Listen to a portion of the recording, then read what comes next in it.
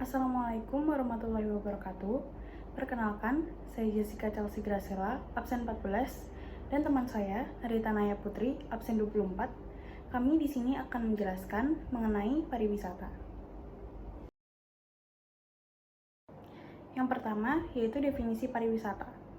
Pariwisata adalah segala kegiatan yang berhubungan dengan perjalanan untuk tujuan hiburan dan pariwisata. Menurut Prayogo, pariwisata secara sederhana dapat didefinisikan sebagai perjalanan seseorang atau sekelompok orang dari satu tempat ke tempat lain membuat rencana dalam jangka waktu tertentu untuk tujuan rekreasi dan mendapatkan hiburan sehingga keinginannya terpenuhi. Secara umum, pariwisata merupakan suatu perjalanan yang dilakukan seseorang untuk sementara waktu yang diselenggarakan dari satu tempat ke tempat lain dengan meninggalkan tempat semula dan dengan suatu perencanaan atau bukan maksud untuk mencari nafkah di tempat yang dikunjunginya, tetapi semata-mata untuk menikmati kegiatan pertamasyaan atau rekreasi untuk memenuhi keinginan yang beraneka ragam. Untuk jenis-jenis akan dilanjutkan oleh teman saya. Jenis-jenis pariwisata itu ada 6, yaitu pleasure tourism, adalah pariwisata untuk menikmati perjalanan. Bentuk dari wisata ini adalah sekelompok orang yang melakukan perjalanan wisata untuk mencari suasana baru untuk menikmati keindahan alam. Dan yang kedua itu ada recreation tourism, pariwisata untuk rekreasi. Perjalanan wisata yang dilakukan oleh sekelompok orang memanfaatkan hari libur untuk mengunjungi objek wisata tertentu sesuai dengan keinginan. Ketiga itu ada kultural tourism, adalah pariwisata untuk kebudayaan. Berwisata dengan mengenalkan kebudayaan 16 pada setiap daerah maupun di suatu negara lain. Dan keempat itu ada sport tourism, adalah pariwisata untuk olahraga. Jenis pariwisata ini dilakukan oleh orang-orang yang bertujuan untuk mengikuti kegiatan olahraga atau event olahraga. Dan yang kelima itu ada business tourism, adalah pariwisata untuk urusan usaha dagang besar. Pariwisata jenis ini merupakan pariwisata yang digunakan para pelaku usaha. Keenam, ada convention tourism, adalah pariwisata untuk konvensi. Jenis pariwisata ini adalah suatu konvensi yang mengadakan acara pertemuan yang dihadiri oleh banyak negara.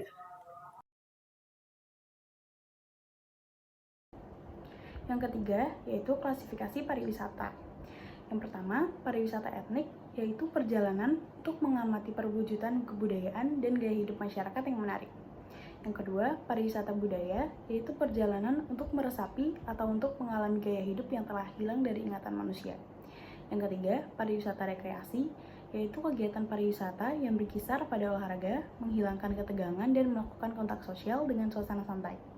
Yang keempat, pariwisata alam, yaitu perjalanan ke suatu tempat yang relatif masih asli atau belum tercemar dengan tujuan untuk mempelajari, mengagumi, menikmati pemandangan, tumbuhan, dan binatang liar, serta perwujudan budaya yang ada atau pernah ada di tempat tersebut.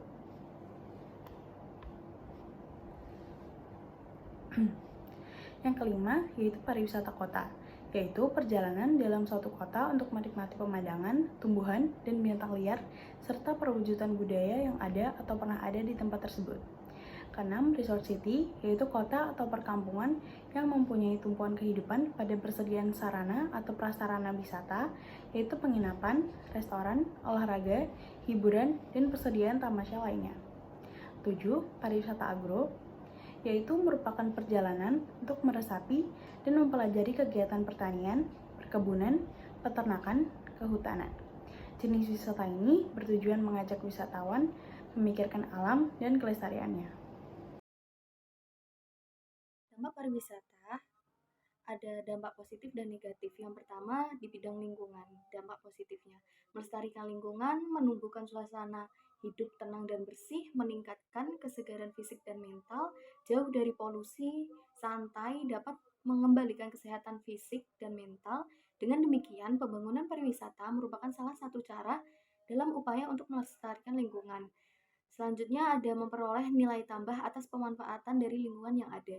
Yang kedua di bidang sosial budaya. Yang pertama, melestarikan budaya dan adat. Yang kedua, meningkatkan kecerdasan masyarakat. Yang ketiga, meningkatkan kesehatan jasmani dan rohani. Yang terakhir, mengurangi konflik sosial. Yang ketiga, ada Polkam, Penambahan devisa atau PAT, membuka kesempatan usaha, meningkatkan pendapatan masyarakat dan pemerintah, mendorong pembangunan daerah.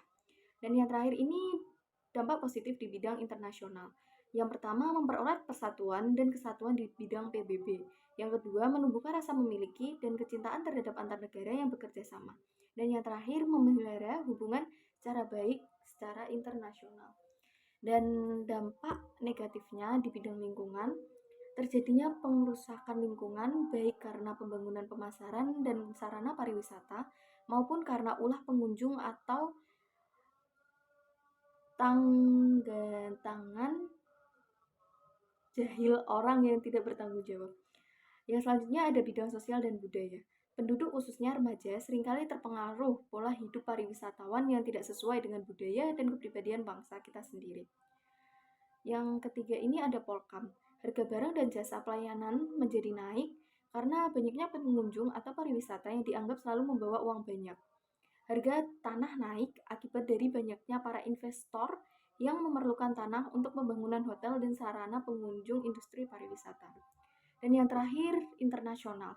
Banyaknya peluang dan pemanfaatan pariwisata juga mengundang perilaku yang tidak bertanggung jawab, misalnya pemasaran, penjualan, prostitusi, pencurian, pengedaran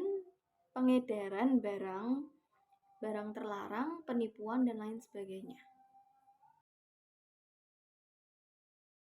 Lalu, kebermanfaatan pariwisata yang pertama, membuka peluang usaha bagi masyarakat setempat di sekitar tempat wisata. Yang kedua, membuka kesempatan kerja yang lebih besar sehingga membantu meningkatkan kesejahteraan masyarakat setempat di sekitar tempat wisata. Yang ketiga, menambah pemasukan suatu negara, baik dalam bentuk pajak dari wisatawan, pertukaran mata uang asing. Keempat, dapat membantu menjaga kelestarian budaya nasional dan lingkungan hidup. Selanjutnya ada kualitas mutu. Yang pertama, akomodasi. Ada hotel, resto, atau tempat penginapan lainnya harus memberikan kenyamanan, kebersihan, dan layanan yang baik kepada tamu. Yang kedua, makanan dan minuman. Resto, kafe, dan tempat makanan lainnya harus menyajikan makanan yang berkualitas tinggi dan sesuai dengan preferensi pariwisata. Yang ketiga ada transportasi. Sarana transportasi seperti pesawat, kereta, bus, kapal harus nyaman, aman, dan teratur. Yang keempat, atraksi dan aktivitas. Tempat wisata, objek wisata, dan kegiatan harus menarik, informatif, dan sesuai dengan ekspektasi pengunjung. Yang kelima ada pelayanan pelangganan. Pelayanan yang ramah, profesional, responsif, sangat penting untuk menciptakan pengalaman positif bagi wisatawan. Yang keenam, keamanan. Destinasi wisata harus menjaga tingkat keamanan yang tinggi untuk melindungi pengunjung dan barang-barang mereka. Yang ketujuh, informasi dan panduan. Informasi yang jelas, panduan yang mudah diakses, membantu wisatawan menjelajahi destinasi dengan baik.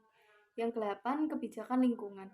Praktik berkelanjutan yang menjaga lingkungan, alam, dan budaya merupakan faktor penting dalam kualitas mutu pariwisata. Yang kesembilan, kualitas budaya. Destinasi yang menawarkan pengalaman budaya harus menghormati dan mempromosikan warisan budaya mereka. Yang ke-10, kualitas keseluruhan. Kualitas keseluruhan pengalaman wisata termasuk segala aspek yang terkait seperti kemudahan perjalanan dan penginapan, menciptakan kualitas mutu yang baik. Kualitas baku pariwisata. Yang pertama, layanan pelanggan. Pelayanan yang ramah, responsif, dan berkualitas tinggi sangat penting untuk menciptakan pengalaman yang positif bagi wisatawan. Kedua, infrastruktur dan fasilitas. Destinasi pariwisata harus memiliki infrastruktur yang memadai seperti transportasi, akomodasi, dan fasilitas umum seperti toilet, taman, dan tempat makan. 3. Keamanan. Kualitas baku juga mencakup tingkat keamanan destinasi wisata. Wisatawan harus merasa aman saat mengunjungi suatu tempat. 4. Kebersihan dan kelestarian lingkungan. Kebersihan dan kelestarian lingkungan adalah faktor penting dalam pariwisata yang berkelanjutan. Destinasi harus merawat lingkungan alamnya dan memastikan kebersihannya. 5. Informasi dan panduan. Wisatawan harus memiliki akses mudah ke informasi tentang destinasi, aktivitas, dan aturan yang berlaku. 6. Kualitas produk dan pengalaman. Ini melibatkan aspek-aspek seperti makanan, atraksi, dan kegiatan wisata yang ditawarkan. Semua harus memenuhi standar kualitas yang baik. 7. Kepatuhan hukum. Destinasi pariwisata harus mematuhi semua peraturan dan hukum yang berlaku, termasuk izin operasional dan peraturan lingkungan. 8. Pendidikan dan pelatihan.